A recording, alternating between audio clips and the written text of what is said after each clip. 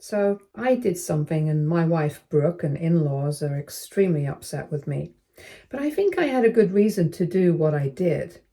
In short, I basically installed security cameras in the living room of our house without my wife's knowledge because I thought that she was lying to me. And as it turns out, she actually was lying to me, but now she's calling me paranoid and crazy for going to such an extent. The thing is, I felt like I had reasons to do something like this, and I wouldn't have done that if she hadn't tried to gaslight me in the past, so I don't understand if I should apologize to her or not. We, 32 male and 30 female, have been married for 2 years, and before that, we dated for 2 years. We met on a dating app, and I knew that before me, she had only been in two serious relationships. Her last breakup before meeting me had been 2 years ago with Nathan, who she met at work, and she had been with him for almost 4 years, but then he had to move away for better opportunities. And they couldn't do long distance, so they broke up. She didn't talk about him much, only brought him up in passing, so I didn't read too much into it. We have been happy for the past 4 years, and this whole thing with Nathan only started to become a big deal recently. A couple of weeks ago, she heard from a few common friends from her previous workplace that Nathan was back in town and was asking for her new number because he wanted to get back in touch. After the breakup, both of them wanted to move on, so they had completely cut each other off, and he had no idea that she was married. But she happily gave away her contact info, and that made me a bit uneasy. But I trusted Brooke, so I didn't say anything about it. She and a couple of their old co-workers met up for dinner and drinks one day, and I thought that would be it. That would be the extent of their reunion or whatever it is. But then, a couple of days later, she told me that she was going out for a movie and dinner with a friend of hers. And then I later found out that she had been lying because unfortunately, one of my coworkers happened to be at the movies that day, and he saw Brooke and Nathan together. When she came back home that day, I confronted her about it, and she told me that my coworker was mistaken. She wanted me to believe that she had definitely gone with a friend, but she had run into Nathan at the movies and it was all just a happy little coincidence. I didn't want to push it because the movie that she was talking about was a pretty popular one, and it might be likely that she had actually run into him because, after all, even my coworker had been there as a coincidence. But I did tell her that I was really not comfortable with the whole situation with Nathan, and I didn't want her to see him anymore.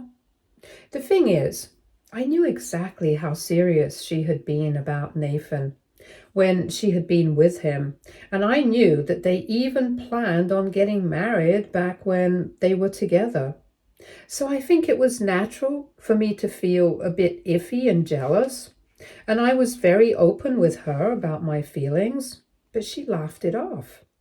She told me that I was just being insecure and that she was married to me, so I didn't have any reason to be so worried for nothing.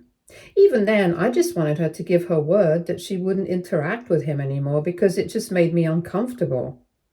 Call it a gut feeling or whatever, but I just didn't like it. And then we got into a huge fight, and she told me that I was controlling and possessive, and she didn't like this kind of behavior, and we didn't speak to each other for 3 days.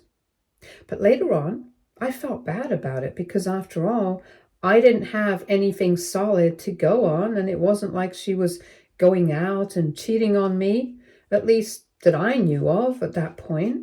So I felt guilty, and I apologized, and everything was great again.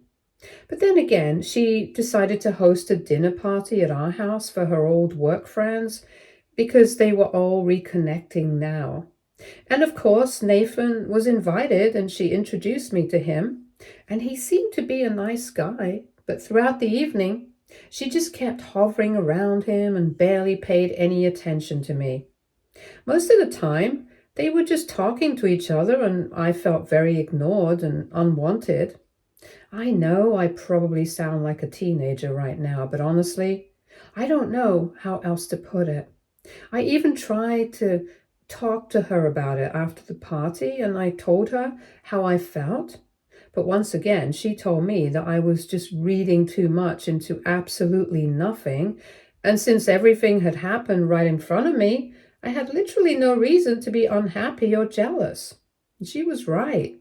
So once again, I didn't say anything. But after that, I just had a feeling that something shady was going on. So I decided to finally install those security cameras a couple of days after the party because I was going away on a work trip for a couple of days. And I don't know, I was just expecting something to go wrong. Things went wrong, so I don't know what to think about any of this anymore. A few days before I was supposed to leave, I took a half day from work, and while she was in the office, I got the security cameras installed and made sure that they were all hidden. Then I left, and I was gone for 3 days. On the second day, when I checked the footage, I saw that she had invited Nathan home and the two of them were sitting in the living room. For almost 4 hours, they sat in the living room, chatted, laughed, kissed a little, and then he left. They didn't go to the bedroom, and Brooke thinks that that's a good defense. But I think that whatever she did, it was bad enough. It was still cheating because they were literally kissing in the living room of the house that we live in together. Of course, when I came back home from my trip, I confronted her about it in person. We had a huge fight, and she packed up her bags and left to stay with her parents. For the past 5 days, we haven't been speaking to each other directly, but she has been sending me a lot of messages, and so have her parents. They're trying to convince me that everything between her and Nathan was platonic, and I should just let it go because she was just getting closure. And they're also trying to convince me that I am the one who owes her an apology right now because it was ridiculous of me to install security cameras just because I wanted to catch her in something. And apparently, it reeks of insecurity and paranoia. I don't know what to think anymore. I haven't even been able to speak to anybody else about it because it's just so personal and embarrassing. So I'm here posting about it as a last resort. AITA for installing security cameras in the living room of my house because I felt suspicious of my wife. Update 1. Okay, so thank you so much for all the comments. I think I have a better insight on the situation right now. It's been 2 days since my update, 1 full week since Brooke left after the fight. I guess some part of me just wanted to hold on to the possibility that maybe we might be able to work things out because I really loved her. Unfortunately, every time I think about it, the footage of her kissing keeps popping into my mind. And I don't think that I can go ahead, especially with that kind of image in my head. On top of that, after everything that has happened, the fact that she and her parents still have the audacity to try and gaslight me into believing that maybe I'm overreacting, I just can't deal with it. So yesterday I finally spoke to them. Until now, I had been avoiding them like the plague. I was not responding to any messages. I was not responding to any phone calls. I was just completely missing in action. The only people who heard from me were my colleagues at work, since after a couple of days off, I was just going out for work and not speaking to anyone else. That changed yesterday. I finally spoke to 3 of them and sent all 3 of them the same message. I basically said that it was ridiculous that they were even trying to make me feel like the bad guy here, especially when she was the one who had cheated on me. And there was no such thing as a platonic kiss, especially when you're hanging out with your ex in the house that you share with your husband and seeking closure. I think that's as far from platonic as it gets. So I'm definitely not falling for that. And as for whether I'm paranoid paranoid or insecure, it doesn't matter anymore because I caught her in the lie and she cannot gaslight her way out of it anymore. It doesn't matter for what reason I installed the security cameras. What matters is what I found. Also, I think I had good enough reasons because I had seen their behavior in person, and that's when I started feeling like something fishy was going on. I just trusted my gut instinct and it led me somewhere. And if she hadn't done anything of this sort, then I would have had those cameras removed. But at the end of the day, the fact remains that she cheated on me. And now I really don't have to feel bad about the fact that I had those cameras installed. I told her that I had made up my mind that I did not want to give her a second chance anymore. I was done with this marriage, and she would be hearing from my lawyer shortly. Then I blocked all of them, which is probably something I should have done a long time back. But I had been putting it off. And then I decided to speak to my parents about this because they had been trying to get through to me for a couple of days. But I had been ignoring them as well. I was just in a very bad space mentally. So I wasn't responding to anyone at all. But yesterday, I decided that it was finally time to rip off the Band-Aid and tell people what was going on with me. So I got in touch with them, invited them over to my place for dinner, and that's when I broke the news. Interestingly enough, until then, I had cried about this for a couple of minutes at most. And even those tears had been ones of shock, I think. I didn't expect it, but when I told my parents what had happened, I ended up completely breaking down and sobbing like a baby.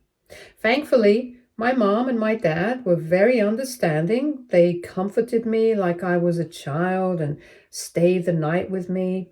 They told me that what I was doing was the right thing to do, especially considering the circumstances right now. They also told me that whatever I needed at any point in time, they were always going to be there for me. And if need be, they would also help me look for a lawyer if I was not feeling up to that mentality at the moment. So I let them take over that responsibility. I trust their judgment, and I'm sure that they will do their best. After they went back home this morning, I decided to speak to a couple of my friends and let them know what was happening as well, because I felt like I really needed to get this off my chest. And they were also all by my side. They told me that I had every reason to install those cameras.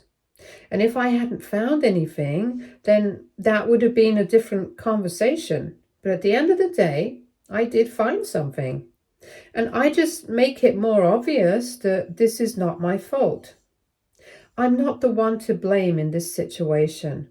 And the fact that instead of apologizing, Brooke and her parents started to gaslight me into believing that maybe I was overreacting, that speaks volumes about how little they care for me and my feelings. So I don't have to feel bad about whatever I'm doing. It's going to hurt, but it's the right thing to do for myself because at the end of the day, she cheated on me, and that's all I need to know. Honestly, I felt a lot better after speaking to my parents and friends about this because keeping this inside of me was just going to make it all worse. And I realize that now. Now that all of them know, I feel like I have a support system standing by my side, and I know that it's going to hurt because even now, in spite of knowing what she did, I find myself missing her randomly. I'm still crying about her, even though I know that I shouldn't, because she hurt me and she's not good for me. However, the fact remains that we were together for 4 years, and that's coming to an end now, and that's bound to hurt. But with my family and friends by my side, I think it will at least make it a little easier to deal with, I guess. Anyway, as soon as my parents are able to finalize an attorney, I'll be going ahead with the divorce petition. Update 2. Hi, so 5 days have passed since my update, and my parents have locked an attorney. So we're going ahead with him and filing the petition tomorrow. Brooke and her parents have made no attempt to contact me after I blocked them, and I'm really grateful for that because I don't want to speak to them at all. I had thought that she was going to try and talk to me so she could change my mind, but she's not doing that, and I think it's a good thing. The past few days have been productive since I have started packing away all her stuff into boxes, so she'll find it easier to move out when the time comes. Our finances have been separate, so that is one thing I'm really happy about because I don't have to put in any work into that. Apart from that, I don't think that I have to do anything extra, so we are pretty sorted. After the petition is filed, there is a lot of legal work ahead for me, so I'm trying to mentally prepare myself for that. If she contests the divorce, or if she tries to negotiate the terms of the petition, then I'm probably going to have to see her or attend mediation sessions with her. So I'm really hoping that she doesn't do any of that and we can end this smoothly because I don't think I'm in the correct state of mind to be seeing or talking to her, even with our lawyers around. I have my fingers crossed, but I don't know what's going to happen. Until then, I'm working long hours so I don't have to think about it. It's an advantage because I'm also able to get ahead of my work, so if I need some time off in the future, I'll be able to take it without feeling like I'm neglecting it. I have spoken to my boss about what I'm going through, and I've told him that I might need some days off in the immediate future for this. Thankfully, my boss and I are on friendly terms, so he was very understanding about it and told me that he would make sure I got time off when I needed it. I've also spoken to my coworkers in case they need to pick up my slack and when I'm not around, and they've also been very nice about it. And of course, I do have my parents and family beside me. So all of them have been incredibly supportive and have been checking up on me periodically to make sure that I'm doing all right. I'm really grateful for all the support that I have because I think that's what has kept me from breaking down over and over again. Since the past few days, even though they have been productive, I've tried to keep myself distracted, but it's not that easy. I know the kind of task that I have ahead of myself, and there's also the fact that after this, my life is not going to be the same. It's pretty daunting, so I'm nervous and I'm stressed out, and obviously I'm very upset. But having the kind of support system that I do, it definitely helps. I know I've been rambling a lot about things that have nothing to do with my divorce, but I feel like I have to get it all off my chest. This is all that has been going on in my head for the past couple of days. I've been actively trying not to think about the divorce, so that's why I'm not talking about it either. But if I do have something to share, I'll definitely post it here. Thank you for bearing with me. Update 3. So a couple of days have passed since my last update, and yesterday in the evening, when I came back home, I saw that Brooke was waiting for me in her car outside. When I pulled up, she got out of her car and came to me and told me that she really needed to talk to me. So we walked towards the house, and I didn't need to open the door because she had a duplicate set of keys and she let herself in. She told me that she had thought just about going inside by herself. She told me that she had thought just about going inside by herself, but she didn't want to surprise me when I came back home, so she had decided to wait in the car. That just reminded me that I needed to get the locks changed as well now. Anyway, once we were inside and seated, she asked me if I really wanted to go ahead with the divorce because she had received the divorce papers that morning. And it had come as a huge shock to her. Not just her, in fact. Even her parents were very surprised because they had been convinced that I was just bluffing.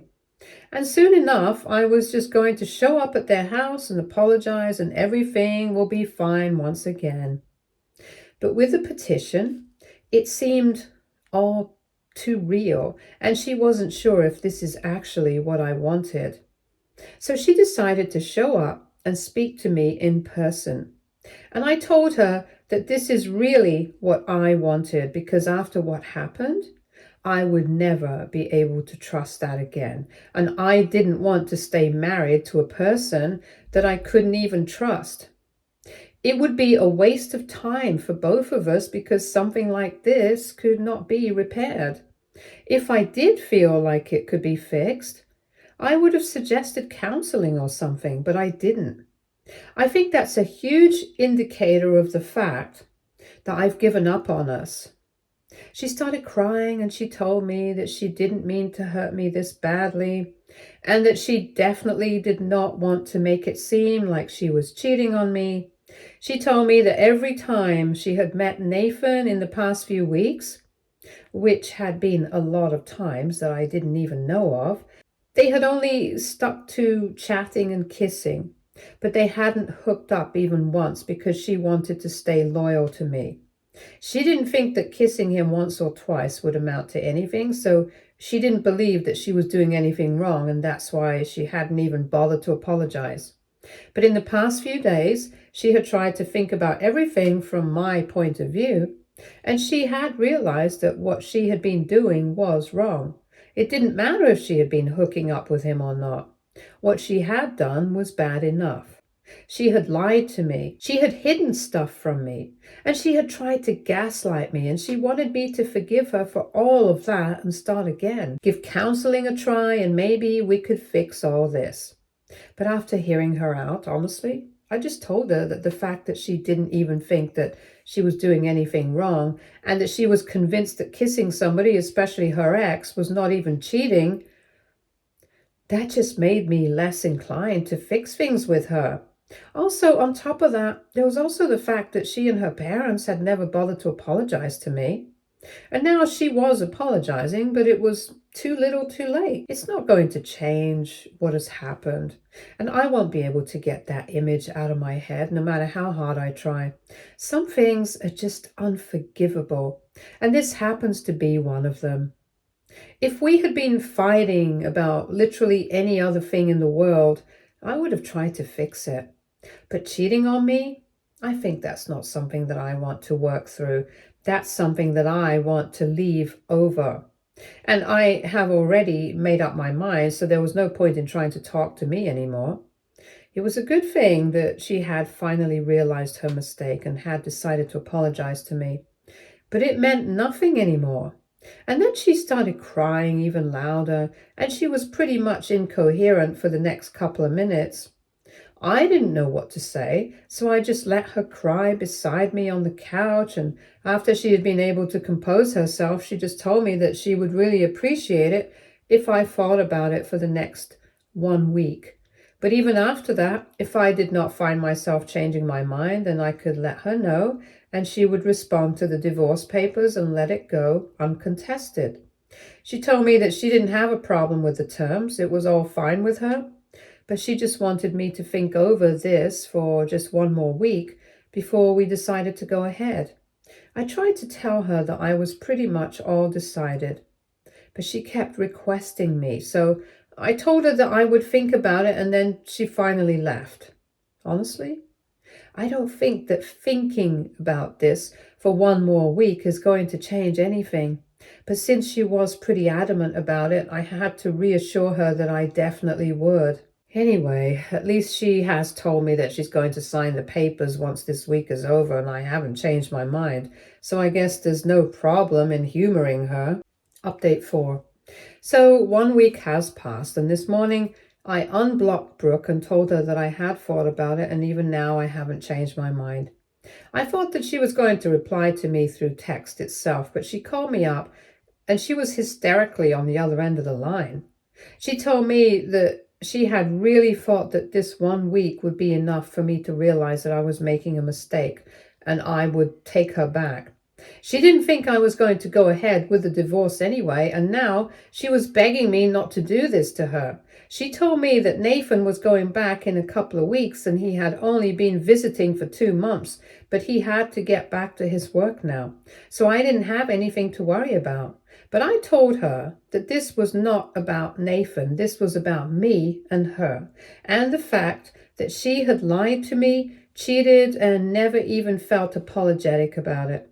No matter how hard I tried to, I just couldn't forgive something like that, and she had to understand that. We argued about this for a couple of minutes on the phone, but after she realized that I was not going to change my mind, she just hung up. I didn't block her again because I decided that I needed to keep the lines of communication open so I could get this over with quickly. And this evening, a couple of hours ago, she texted me again and told me that she had signed the papers, and after the waiting period was over, we would be officially divorced because she had nothing else to negotiate. I was grateful for that, so I thanked her, and she replied to that saying that she was really disappointed that even after being together for 4 years, I couldn't forgive her for something like this. She said that it was just a small mistake, and if I had really loved her, I would have forgiven it and tried to work it out with her. But instead, I decided to leave her over it. And she said that maybe it was for the best that we were separating because clearly we were not each other's priorities in life. She had let me down, and then I had let her down too. But it was fine. At least this is going to be over now, and we can live our lives the way we want to. I don't know what that was supposed to mean, but I just blocked her again because I don't need this sort of negativity in my life. Anyway, it's all done now. We can go ahead with the divorce. Update 5.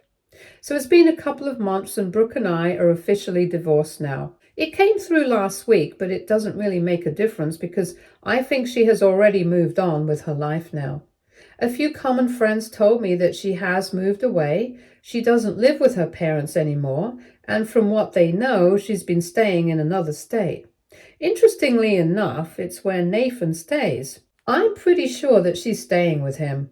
She hasn't posted about it anywhere, but I just have a sixth sense that's telling me that they are together right now. So I guess I did the right thing by breaking up with her, because if I didn't, I think this would just carry on behind my back for the rest of my life or something. It's kind of disheartening, knowing that our lives did not turn out the way we had planned, but that's how it is. That's how it is for everyone, not just me. So all I can do is try and move on. And that's what I'm trying to do. I'm working hard. I'm trying to keep my mind off things by hanging out with my friends and family. And it's been okay. I find myself missing her occasionally, but then I remind myself of what exactly she did. And that helps. I'm doing better now. I'm grateful for that. Stay tuned for more stories from our girl relationships.